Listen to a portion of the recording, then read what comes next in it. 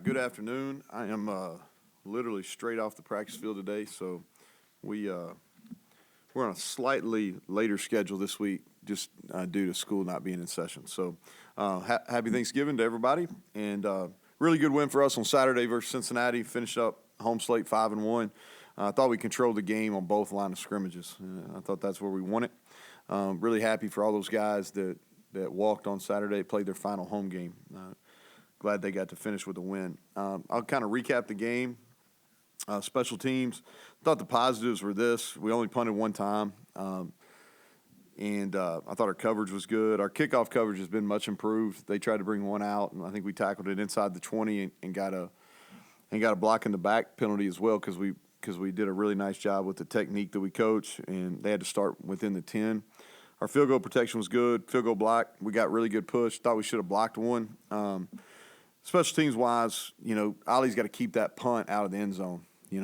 I think we had a chance to pin him inside the 10. He kicked it in the end zone. And then our punt return group's got to do a better job giving Preston some space. We did a much better job of that early in the year. Not good enough on Saturday. Defensively, I think the positives, fast start, 4 punts to start the game. And I thought we held I think they were 5th in the country in rushing coming in the game. We held them well below their average. Both rushing and total offense well below their average. And, Kiner, who I think is really good running back, we held him to under 60 yards.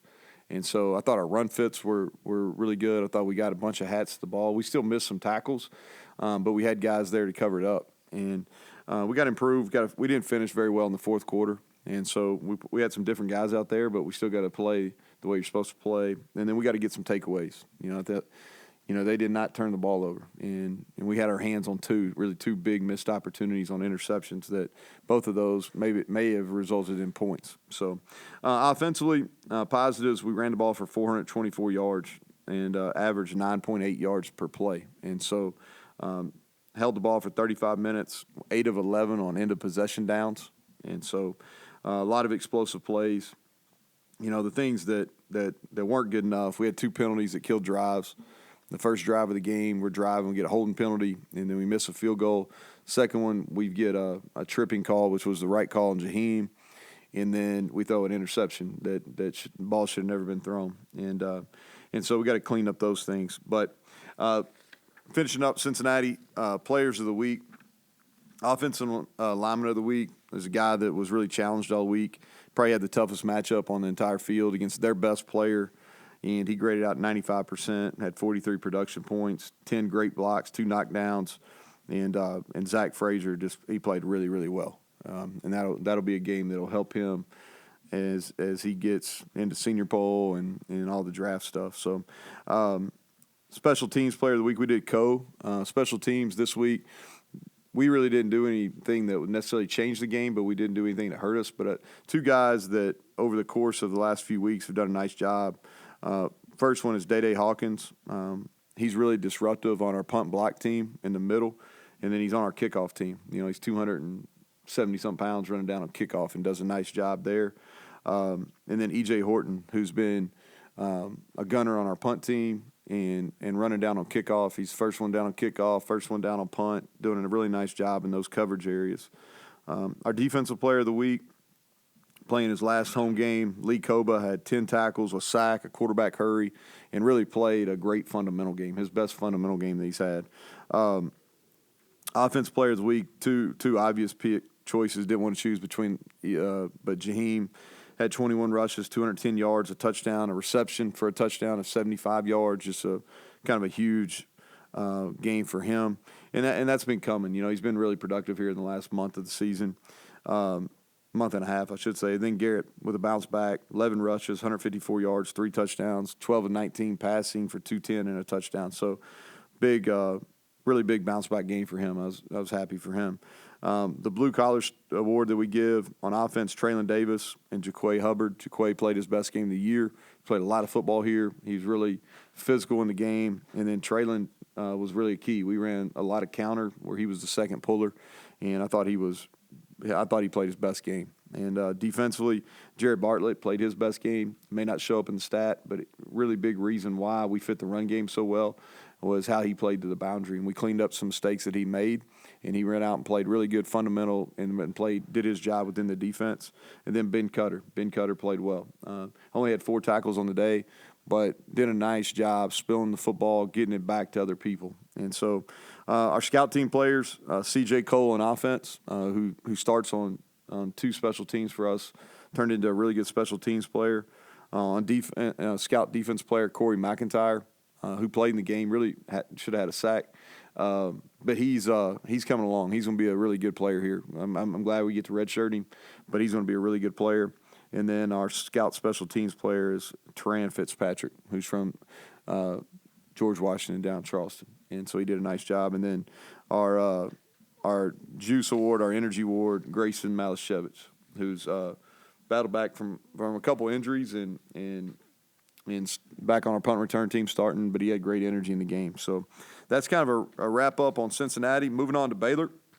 I tell our guys, if you want to be a pro, this is the week where you're kind of in training. There's no class in session. It's just kind of football, and I guess the secondary piece would be food. But it's all football, and so we're going to go to Baylor. It's a tough place to play. You know, we haven't had a lot of success there as a program, and a lot of respect for Dave Aranda. You know, I think as a person, as a head coach, and as a defensive mind, a lot of respect for him. If you look at him from a special teams standpoint, first thing is their special teams analyst was here with us for 2 years, Tyler Hancock, and they're really good on punt. They've done a nice job of covering. Their kickoff returns have had several explosives. You know, they mix up the returners.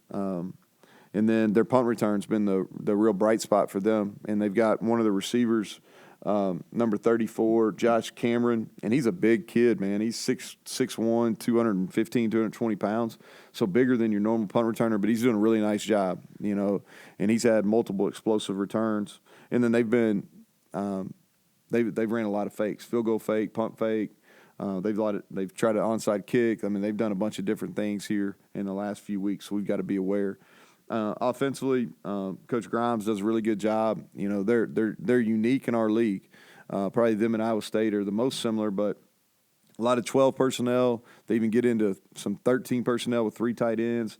Their tight ends have a multitude of skills. They do a lot of shifts and motions, and so I think alignment will be the key, the real critical point for us. And they've got a good wide receiver crew. You know, talked about the Cameron kid, number 34. Monterey Baldwin can really run. He had a big game against us last year as a true freshman. I mean, he's fast. And then the guy that's really came on is Jackson, number 11, and probably been their most consistent. And he can run, downfield threat. They've done a really nice job of passing the ball up toward the top of every passing stat in our league. And then they got 2 good running backs. You know, the Reese is really fast. He hurt us last year. Then they got the Dominic Richardson that transferred from Oklahoma State, and he's a really tough, hard, physical runner. Defensively, like I said, a lot of respect for Dave. He's done it for a long time. We've played at multiple places. Their DC and I work together at Kentucky. Matt Pallage, he's a really good football mind. For me, it starts with their D-line. They're extremely well coached. They got great size and length. They rotate a bunch of guys in there. They can rush the passer. You know, they're going to play in a lot of different fronts, a lot of simulated pressures, 4 or 5 man pressures, mix up their coverage looks, and it'll be a challenge. They're going to definitely try to confuse Garrett. Always have a really good third down package, and so the key for us is we've got to have a good week, you know, and then we got to handle the travel and handle playing at night down in a venue that we've struggled at. So we've got to be able to answer that. And we're playing, other than the Oklahoma game, we've played our best football down the in the last part of the season. We got to continue that and get better on Tuesday and Wednesday and go try to get our 6th conference win or 8th win of the season. So with that, questions, John, you start us off there, bud. I'm starting you off? Yep. Okay. Greg's down, Kevin's down. Bob skipped on Saturday, so you're up. Yeah, well, let me think of one. No, just overall, are you happy with where your offense is progressing with Garrett and the way you're been able to play off of different things with his running game and so forth? So if that Oklahoma game went still stuck in my mind, the answer would be yes. But like, you know, that was a setback for sure. But we're becoming kind of who I thought we would be when we kind of made this shift. Three or so games left in the year last year, where we're making it difficult to defend the entire field. From a run game perspective, from sideline to sideline. We're splitting the defense, doing a bunch of different things, off some base run plays, and then vertically getting the ball downfield. And so, and it's all dependent on how our quarterback plays. And he's played, other than the Oklahoma game, I think his level of play has continued to get better and better. And other than one real boneheaded throw the other day, he's taking care of the football. And so, I think there's things we can continue to get better at, but I like kind of where we're heading offensively. Real quick here, is it nice to be able to have explosives? You think of the baseball analogy, it takes 3 hits to get a run instead of a 3-run homer. You're starting to get those 3-run homers. Yeah, well, we have, and early in the year we were having these drives. It just took forever. Well, it's good for time of possession. Our defense isn't playing a whole lot, but it's hard because one negative play knocks you out, and so we feel like we've got some guys that can make explosive plays. Garrett is got by far the most, but Jaheim, CJ, and then Devin has shown the ability. Cole's shown the ability, but our young wideouts, those are the guys that I'm kind of excited about here as we finish up season heading into bowl prep. Traylon Ray, Hudson, Rodney, Preston's been really consistent, but I'm excited to see those young guys and how they finish up in the next 2 games. 10 years ago, would you have thought you'd have coached a team that rushed for 424 yards? And have you changed, or has football changed, or what's changed? Yeah, I laugh because a guy that coached me sent me a text the other day and said he was just laughing, because early on, we were, when I started doing this back in calling plays back in 2008, we had a really good run there. We were top 5 in passing for several years, and now to kind of flip it, we had a really good rushing year at Troy. My last year there too. Our starting quarterback got hurt, and we were a predominant run team. But it is. It's been kind of a 180. I think this is what this is best for this team. I think that in history's proven this too. Here is the most effective way to win is with a dual threat quarterback, and so. I think that, and the game's changed too. I think there's some changes in the game that that have pushed us to this point too. But if you asked me 10 years ago if we were, going to be 4th in the country in rushing, I wouldn't have probably didn't have the vision for that. But we've recruited well on the offensive line. Our quarterback is a game changer, and we've got multiple running backs that can play, and our tight ends have done a nice job. So, I think the pieces we have in place right now is we're utilizing them in the best way. To Bob's point, though, it matches the climate that you could encounter here too, right? Yeah, it's I think the climate is a factor. I think that taking advantage of the people that are drivable from a recruiting standpoint too. I think that's a factor as well. You mentioned it. Is it just coincidence that the really good West Virginia quarterbacks, Major, Pat, are dual threat? I mean, Skylar Howard even. Is it just coincidence? Yeah, I don't know. I mean, there's been some good passers too. Some, whether Geno or Bolger or Hostetler. I mean, there's been a little bit of both.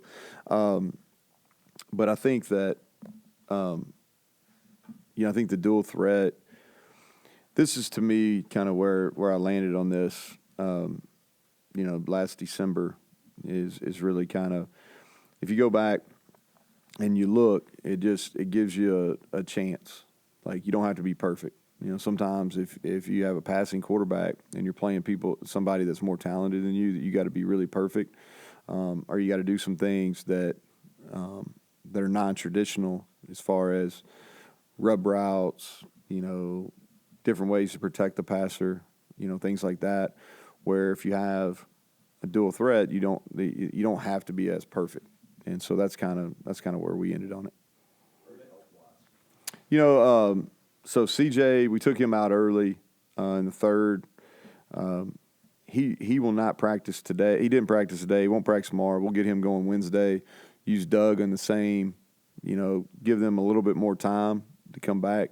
I think both will end up being ready to go. I'll know more after Wednesday's practice, but I feel like both will probably be ready. We won't play either unless they can be close to 100. CJ warmed up well, so we gave him a few carries, but as it cooled off, he kind of got stiff, so we took him out. And then defensively, just trying to think, anybody in particular? Those are kind of the two. So Yates came out early in the game. He's going through a protocol. I think, I'm hopeful he'll be back. We'll see how the next 2 days go. You talked a couple weeks ago about the ball hawk rate stat and the aggressiveness and actually leading the country in that, but that it also shows you're missing turnovers. And then that was something you brought up as an issue in this past game despite the win. How would you evaluate that since that stat was put out there? Yeah. And then is there something you can do to try to change that? Or? Well, I think it just goes back to you got to catch the ball. And this is going to be overly simplistic, but two things. And while we're dropping interceptions, we're leaving our feet, which means we're jumping on balls that you don't need to jump for. And when you do that, anytime you leave your feet, your level of vision changes. And so if you're not a natural ball catcher, it makes it even more difficult. And so the other thing is our hands are apart, which is very elementary, but if your hands are apart, you got less chance. And so you got to if it's above your waist, you got to get your pointing fingers together. If it's below your waist, you put your pinkies together. And Dax and I work on it pretty standard. And those are really the reasons why we're missing those opportunities. And so has changed? Probably not. We dropped 2. We continue to work ball drills every single day in the secondary. But you got to be able to execute those fundamentals in a game situation. What have you seen out of Chapin? Because I've seen him up here last year. Yeah, I think the kid's really tough. He's got hit quite a bit this year, and he steps up in the pocket. I thought they dropped some passes in the first half versus TCU, but I thought he was really on. He had a couple balls on post balls that he hit guys in stride. He gets the ball out fast. You can tell he has really good control of what they do. I like his skill set. I really do. He's a good athlete. He can run. He probably hasn't gotten, because what their record is, he probably hasn't got talked about as much. But the kid can play. He can spin the ball. You had those 3 first plays all go to the true freshman, and it seems like that was by design. What about those 3 guys just add something else to this offense, especially as they continue to develop into November? Yeah, so I think they're guys that came in. Jaheim got here early, and so he was a little further ahead. They're all 3 really good friends, which is coincidental, but they're all good friends. I think they all got high talent, and they've worked and bought in. And so Rodney is a guy that multiple sport athlete. He's got to continue to get stronger. This offseason is going to be big for him. He knows that, and continue to work on his craft running routes. He hasn't had to do it a whole lot, but he's shown the ability that he can make plays with the ball in his hands. He can break tackles. He's really elusive, and when he learns and understands route running and he gets stronger, I think he's got a chance to be special. Traylon Ray's really come on. I say this every time we talk about him. He didn't get here until end of June, right? So he hadn't been in college very long. And so he's going to get – I think this offseason, like when we get into spring ball, he's going to be a really different guy as far as how he'll probably put on 10 pounds and he's going to get faster. And I think he's got a chance to be an elite outside receiver. And then Jaheim, it's starting to come together for him. And, he's not real tall, but he's strong. And he's compact, and he breaks tackles, and he's really shifty. And I think the offseason, what it's going to do for him is going to give him straight line speed. He's not slow right now, but I think he's even going to get faster. One more about the dual threat quarterback. Is that going to change your philosophy, or have you thought about that, about how you're going to recruit kids in the future to fit what you're doing right now? Yeah, it has. If you look at who we have committed, both of those guys are dual threat guys, and that's that. We're going to continue to stay with that. Improvements in season on offense? say you're doing your stuff better, or are you doing just better stuff? Just seems like you have more like bells and whistles, like noticeable plays that seem Yeah. to work. So what really, and I think, and you may have asked this a couple weeks ago, but early in the season, once Garrett got hurt, we had to be really careful because it wasn't Nico's lack of ability to do what we're doing. He's more than capable, but we had to be really careful with running him because we didn't have anybody with any experience behind him, and so we had to go in kind of and be a lot more conservative than we really wanted to, even in the run game, as far as not doing a bunch of the read stuff and things like that could potentially put him at risk. And then I think as we've kind of moved through the season, is our comfortability with what Garrett can and can't do, and an understanding of what he sees in the run game, and also I think that our running backs have made significant improvement, and you can look at yards per carry for each of the guys that's playing. I don't think our blocking's necessarily changed. I feel like we've blocked at a high level all year. Our tight end play's probably been better right at the point of contact. But we've blocked really well all year. What we're doing a better job of at running back is our paths on our to get to the line of scrimmage are better. We're doing a better job setting up our blocks, and then we're breaking tackles. And so I think those are probably the two areas at quarterback, just understanding kind of what he does best, and then making sure we have two healthy ones, and then our running backs just improving their play. And then from a game plan perspective, we are doing a little bit more. Again, I think that goes back to Garrett growing and us having a lot more confidence in him. About just putting a lot on his shoulders. When do you feel comfortable doing that? Is it after a period of time? Do you see things consistently? It just seems like a lot to say about someone. Yeah, so really we started like back in the spring, and he's kind of a trial and error guy. Like he's gonna yes sir, yes sir, yes sir, and then he says that, and I'm like we'll see if he really gets that or not. And so you trial and error a little bit in spring, and then you do the same thing kind of in your OTAs in the summer and then in fall camp. Kind of cautious in the Penn State game because I wanted to make sure that he had a level of success because, in that environment versus that defense in the first game of the season, could have done some real harm. Could have set him back confident level. And then we were getting ready to kind of break wide open and kind of do what we've been doing against Pitt when he got hurt. And I thought, he had kind of he had the Penn State game, had confidence coming out there. He practiced really well for 2 weeks. He threw those deep balls really well versus Duquesne, after the lightning break. And so his confidence was really coming along, and we were and then the injury hit. And then after TCU, once I felt like, okay, he's healthy, he can run, that's kind of when we were like, okay, hey, we're going to go, we're going to win games because of him. Yes, I was kind of just going to clarify that his health and ability almost in, not to say the early season was in any way treated like an NFL preseason, but he needed games under his belt to kind of get that progression. That was what allowed you to be even more aggressive as a play caller? Well, no, I think we wanted to make sure that he had a really good understanding of what we were trying to do. I think that we were careful in the Penn State game because that could have been a real detrimental game to his confidence level because how good they were and in that environment. But he played well. And he missed a couple throws, but he played well. And then he hit those, threw for a bunch of yards versus Duquesne. And then after the injury, so going back to that TCU week, he didn't practice all week till Thursday, and so he goes out and plays, and played pretty well for not practicing. And I think for him, he was like, okay, I'm back. My ankle's fine, and I can do this. And he made some wild runs and a couple wild throws. Like if you remember that touchdown run he had versus TCU where he just pulled down and scrambled, that was by far like 4 or 5, almost a full 4 miles per hour faster than he'd ran in like 2.5 weeks.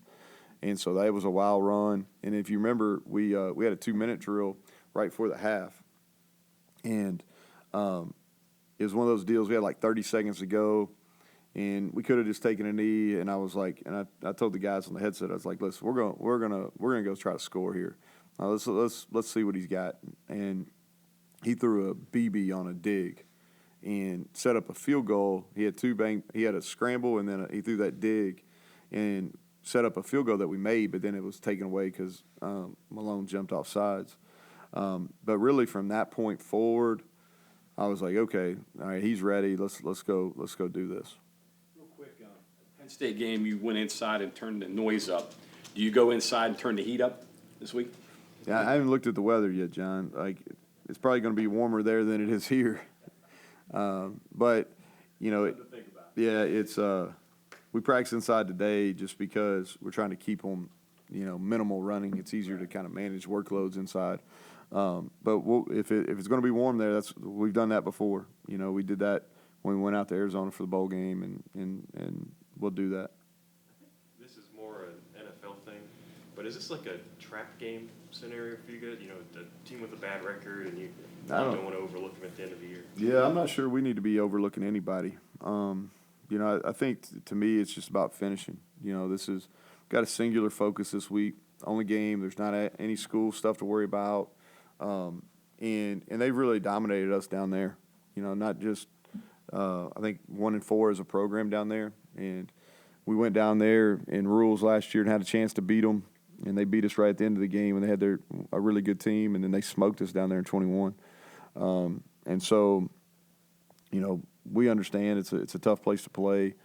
You got to stay about an hour away, and so there's some things that we got to handle from a travel standpoint that are a little unique. But for me, it's just for us, we got to continue to play well, and that's what kind of is that Oklahoma game's in my crawl. Not that we lost, but we just didn't play very well. And so for me, it's about playing good football, and that's really what the push is this week, to go play good football. Because this team is driven by either inexperienced or younger players, even though you do have some veterans.